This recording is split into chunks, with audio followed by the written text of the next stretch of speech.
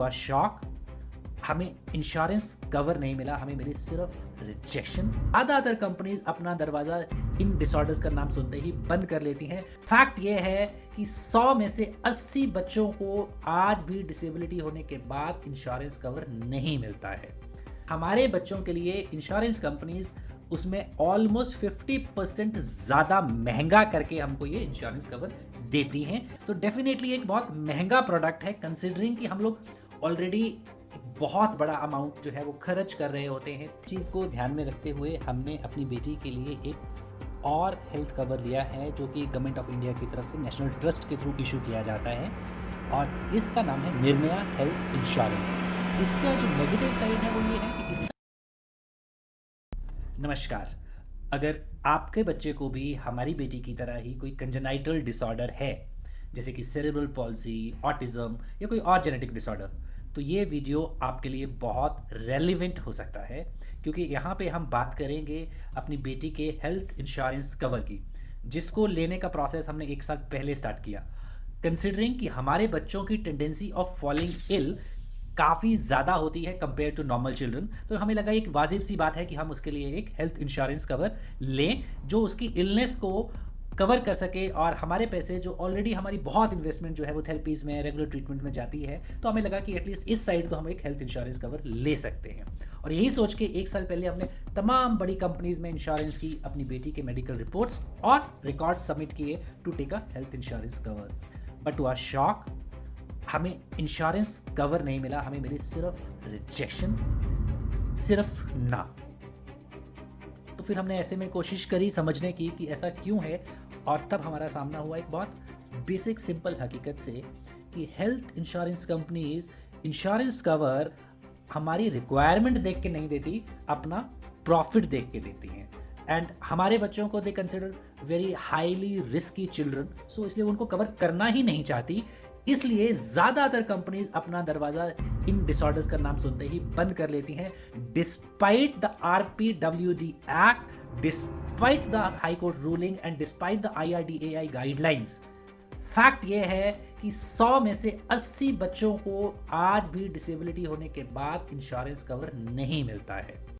So finally 1 साल के बाद हमें एक अच्छी पॉलिसी कवर मिला, जिसका नाम है आरोग्य संजीवनी पॉलिसी, जो कि IRDAI की गाइडलाइंस के हिसाब से एक स्टैंडर्डाइज प्रोडक्ट है जो all insurance companies have to offer. इसके अंदर बेनिफिट्स अक्रॉस कंपनीज आप कहीं से भी लेंगे सिमिलर होंगे। डिफरेंस कैन बी कि आप जहां से भी लेते हैं उनकी कोट जो है, उनका जो प्रीमियम का कोट है वो डिफरेंट हो सकता है, तो उसके बेसिस पे आप डिसाइड कर सकते हैं कि आप कौन सी कंपनी से ये प्रोडक्ट लेंगे। आइए बात करते हैं कि इस प्रोडक्ट के बारे में हमने क्या समझा जब हमने इस पॉलिसी कवर को अपनी बेटी के लिए लिया। तो सबसे इंपॉर्टेंट चीज़ जो हमने इसमें समझी वो ये समझी कि इसमें आप चूज कर सकते हैं कि आपको कितना कवर लेना है based upon your requirement and of course कि आपकी कितनी अफोर्डेबिलिटी है। तो 50,000 से लेके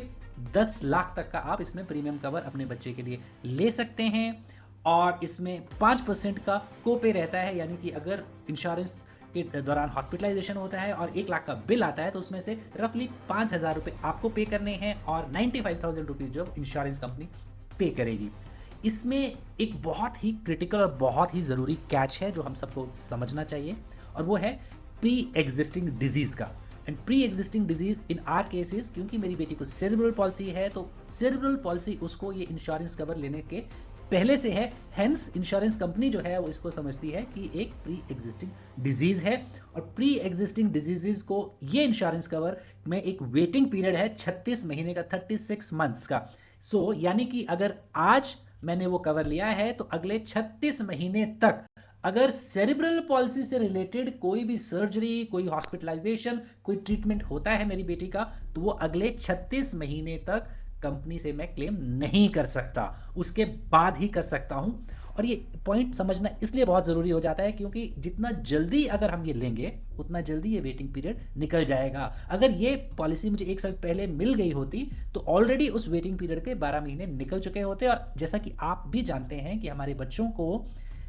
प्री एग्जिस्टिंग डिजीज या डिसऑर्डर के रिलेटेड जो हॉस्पिटलाइजेशन है वो एज के साथ उसकी रिस्क बढ़ती जाती है, इसलिए हम जितना जल्दी हो सके हमें ये इंश्योरेंस या कोई भी रेलिवेंट इंश्योरेंस कवर अपने बच्चे के लिए लेना चाहिए। अब इसका प्रीमियम जो है अगर हम समझेंगे तो ये इसमें दूसरी चीज़ ये भी बहुत ज़रूरी है कि जनरल पब्लिक के लिए जिनको कोई डिसेबिलिटी या डिसऑर्डर नहीं है, उनके लिए जो प्रीमियम रहता है, हमारे बच्चों के लिए इंश्योरेंस कंपनीज़ उसमें ऑलमोस्ट 50% ज़्यादा महँगा करके हमको ये इंश्योरेंस कवर देती हैं।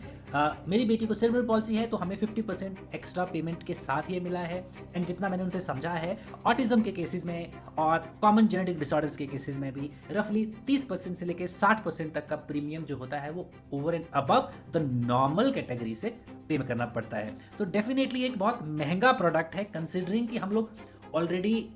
बहुत बड़ा अमाउंट जो है वो खर्च कर रहे होते हैं थेरेपीज़ में, डेली ओपीडीज़ में। कभी हम न्यूरो से मिल रहे हैं, कभी ऑर्थोपेडिशियन से मिल रहे हैं, अलग अलग डॉक्टर से हम लोगों को मिलना होता है, हर रोज़ हमें अलग अलग थेरेपीज़ करवानी होती हैं। तो एक बहुत बड़ा खर्चा हमारे पास ऑलरेडी होता है थेरेपीज़ का। ऐसे में ये इंश्योरेंस कवर क्या हर कोई अफोर्ड कर सकता है? तो इसी चीज़ को ध्यान में रखते हुए हमने अपनी बेटी के लिए एक और हेल्थ कवर लिया है, जो कि गवर्नमेंट ऑफ इंडिया की तरफ से नेशनल ट्रस्ट के थ्रू इशू किया जाता है, और इसका नाम है निर्भया हेल्थ इंश्योरेंस। इसका बेनिफिट ये है कि ये आपको हॉस्पिटलाइजेशन कवरेज के साथ साथ थोड़ी बहुत कवरेज थेरेपीज़ के लिए भी देता है, जो कि हम सबके लिए एक बहुत इम्पॉर्टेंट एस्पेक्ट है। लेकिन इसका जो नेगेटिव साइड है वो ये है कि इसका मैक्सिमम कवरेज ही सिर्फ 1 लाख रुपया है, और उसमें से आपको जो है 20,000 आप हर साल रिम्बर्समेंट के तौर पे ले सकते हैं फॉर योर थेरेपीज़ के कवर। 19,000 रुपया हर साल आप ओपीडी ट्रीटमेंट के लिए ले सकते हैं, यानी कि काउंटर पे जब हम विदाउट हॉस्पिटलाइजेशन किसी डॉक्टर को दिखाते हैं, उसके कवरेज, उसकी रिम्बर्समेंट का लिमिट है इसमें 19,000 रुपया। ये सारी चीज़ें आपको 1 लाख के कवर में ही हैं, यानी कि आप 50,000 रुपया का हॉस्पिटलाइजेशन का कवर ले सकते हैं, 20,000 रुपये का अप्रॉक्सीमेटली आप इसमें ओपीडी का कंसल्टेशन ले सकते हैं, 20,000 रुपये का आप अप्रॉक्सीमेटली इसमें थेरेपेटिक का कवरेज का रिम्बर्समेंट ले सकते हैं। इसको अप्लाई करना जो है उसका क्या प्रोसेस है, उसका मैं आपको लिंक एक बार इसके कैप्शन में ज़रूर दे दूंगा। इसकी जो चार्जेस हैं, जो प्रीमियम है, वो बहुत ही बेयर मिनिमम है। अगर आप बिलो पॉवर्टी लाइन के अंडर हैं तो आपके लिए इट्स जस्ट 250 रुपये एनुअली, और अगर आप बिलो पॉवर्टी लाइन के ऊपर हैं देन आपको इसके लिए भरना है 550 रुपया एनुअली।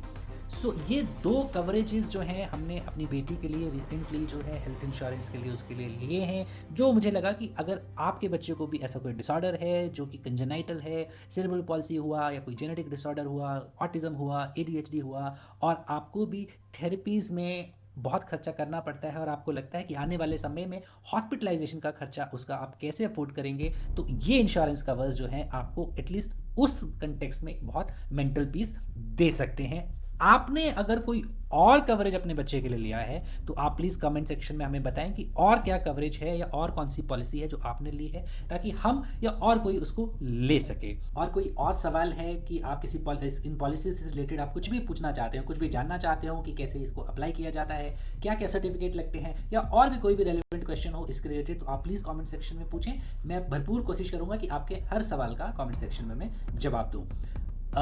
अब लास्ट में मैं सिर्फ इतना कहूँगा अपने एक्सपीरियंस से और अपनी इस लड़ाई में मैं आप लोगों से ज़रूर शेयर करना चाहूँगा कि ये पॉलिसी लेने का एक लंबा सफ़र हमारा रहा, और लेकिन हमने ये ज़रूर सीखा कि हमें कभी भी रुकना नहीं चाहिए। कितनी भी रिजेक्शंस मिलें, कितनी भी ना मिलें, लेकिन हमें अपने बच्चों के लिए हमेशा कोशिश करते रहना चाहिए। रास्ता हमेशा कुछ ना कुछ ज़रूर निकल के आता है। डायग्नोसिस चाहे कुछ भी हो, डायग्नोसिस चाहे सेरेब्रल पॉल्सी हो, कोई जेनेटिक डिसऑर्डर हो, ऑटिज्म हो, एडीएचडी हो, या किसी भी तरह की कोई भी डिसेबिलिटी हो, हम सब की लड़ाई जो है वो सेम है, और हम सब अगर एक साथ चलेंगे तो डेफिनेटली हम एक दूसरे का हाथ पकड़ के इस लड़ाई में अपने बच्चों का बेहतर जीवन सिक्योर कर सकते हैं। तो आप अगर किसी ऐसे पेरेंट को जानते हो जिनको इस इंश्योरेंस कवर से फ़ायदा हो सकता है, जिनके बच्चे की लाइफ ज़्यादा सिक्योर्ड हो सकती है, तो प्लीज़ ये आप उसके साथ शेयर करें और इस चैनल को सब्सक्राइब करें, क्योंकि हम और इस तरह की बातें, इस तरह की लर्निंग्स अपनी आप पेरेंट्स के साथ शेयर करते रहेंगे। Thank you.